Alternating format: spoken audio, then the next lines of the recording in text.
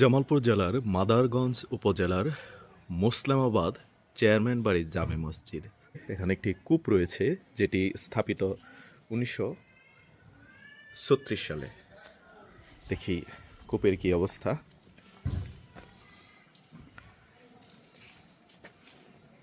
এখানে উল্লেখ আছে স্থাপিত 1936 খ্রিস্টাব্দ।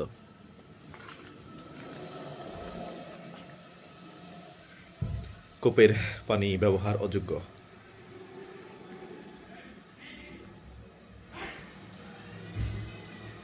ময়লা আবর্জনা জাম্পরা ফেলে রাখা হয়েছে। হ্যালো, শৈশবে আমাদের বাড়িতেও এরকম একটা কূপ ছিল এবং কূপের পাড়ে গিয়ে কথা বলতাম, প্রতিবিম্ব হয়ে ফেরত আসতো, দুঃখিত, প্রতিধ্বনি হয়ে ফেরত আসতো।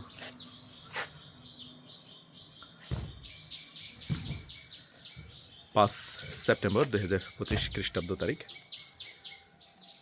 চাচাতো বোনের শ্বশুরবাড়িতে বেড়াতে এসেছিলাম, তো পথে যাওয়ার সময় আসরের সময় হয়েছে। মনে হয় ভেতর থেকে মারা, ভেতর থেকে লাগানো, নামাজ বারান্দাতে আদায় করতে হবে।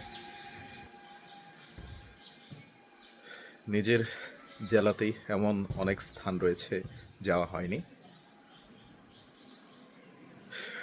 পরন্ত বিকেল, বাচ্চারা খেলাধুলা করছে। চমৎকার একটি কৃষ্ণচূড়া গাছ।